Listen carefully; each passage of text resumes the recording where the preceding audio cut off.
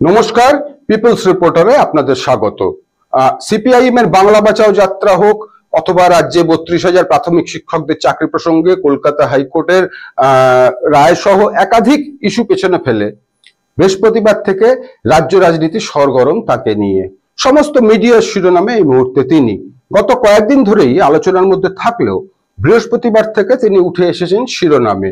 তিনি মুর্শিদাবাদ জেলার ভরতপুর কেন্দ্রের তৃণমূল বিধায়ক হুমায়ুন কবির, যাকে গতকালই সাসপেন্ড করেছে তৃণমূল। তার সাসপেনশন ঘোষণা করেছেন রাজ্যের মন্ত্রী ফিরহাদ হাকিম। আমরা পার্টির ঊর্ধ্বতম নেতৃত্বের অর্থাৎ আমাদের পার্টির চেয়ারম্যান এবং জেনারেল সেক্রেটারি দুজনেরই মতামত নিয়ে আমরা হুমায়ুন কবিরকে সাসপেন্ড করছি। এরপর থেকেই শুরু হয়েছে তার রাজনৈতিক আক্রমণ। গতকাল থেকে এখনো পর্যন্ত রাজ্যের মুখ্যমন্ত্রী মমতা বন্দ্যোপাধ্যায়, ফিরহাদ হাকিম সহ একাধিক তৃণমূল নেতৃত্ব তার আক্রমণের নিশানায়।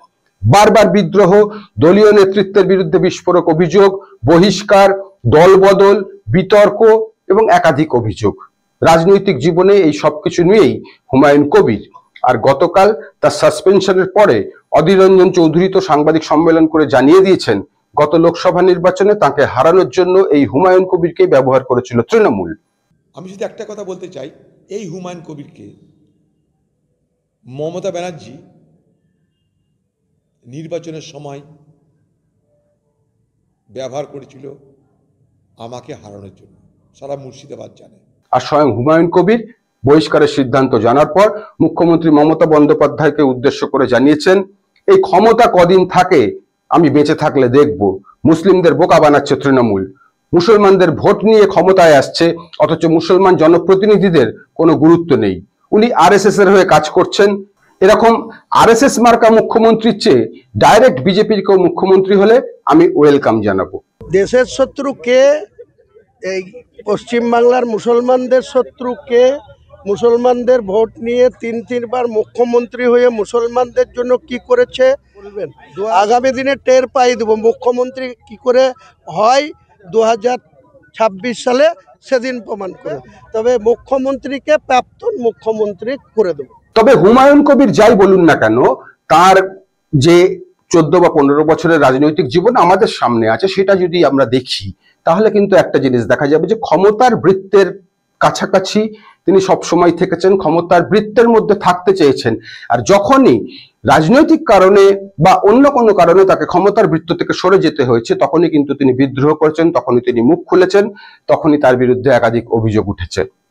রাজনৈতিক জীবনের শুরুতে প্রাক্তন কংগ্রেস সাংসদ অধীর রঞ্জন চৌধুরীর অনুগামী হিসেবেই পরিচিত ছিলেন হুমায়ুন কবির। রেজিনগরে কংগ্রেস করতে করতে তার রাজনৈতিক উত্থান।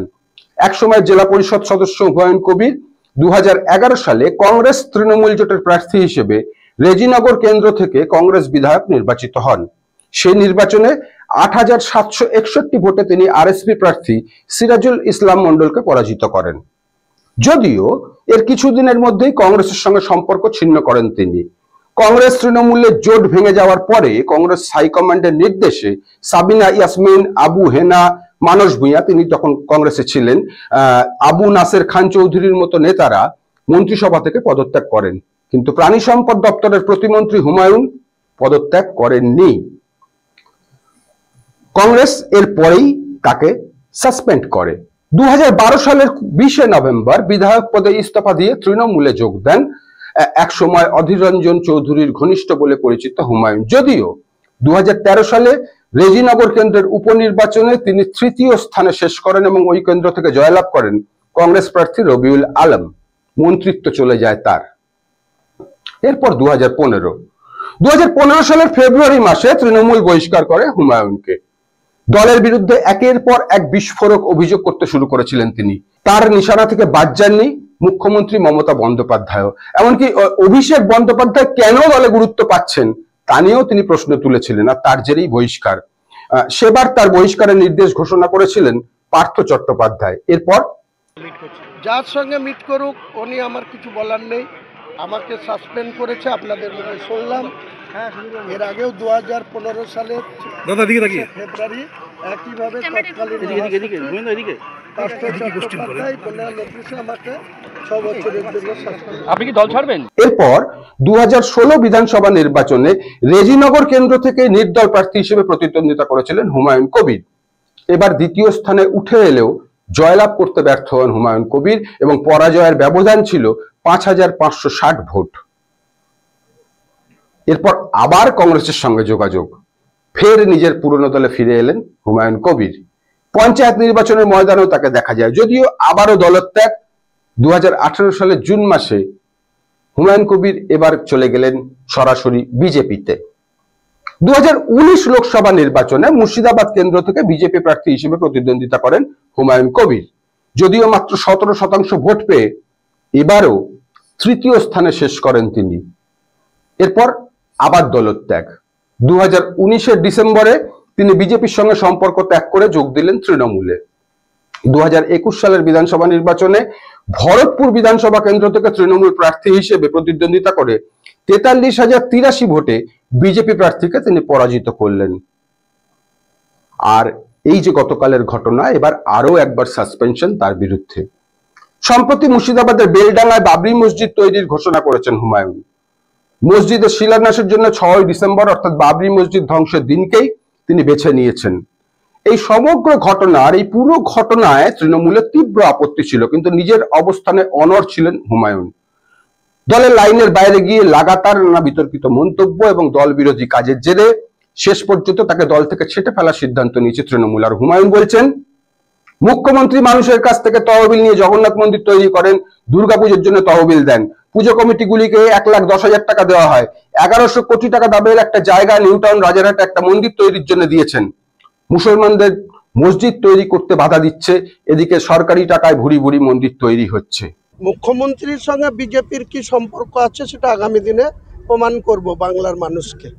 মুখ্যমন্ত্রী মন্দির করবেন, মুখ্যমন্ত্রী কার্নিভাল করবেন, মুখ্যমন্ত্রী নিউটাউনে 1100 কোটি টাকার জায়গা আবার মন্দির বানানোর জন্য দান করবেন।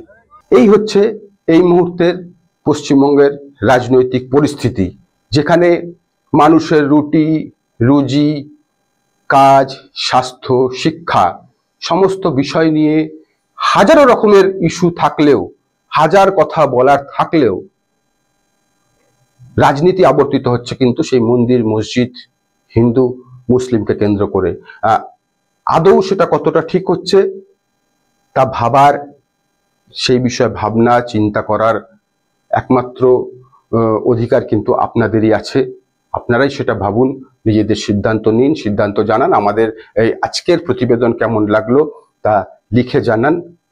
পিপলস রিপোর্টারের সঙ্গে থাকুন, গুজবে নয় খবরে থাকুন। নমস্কার।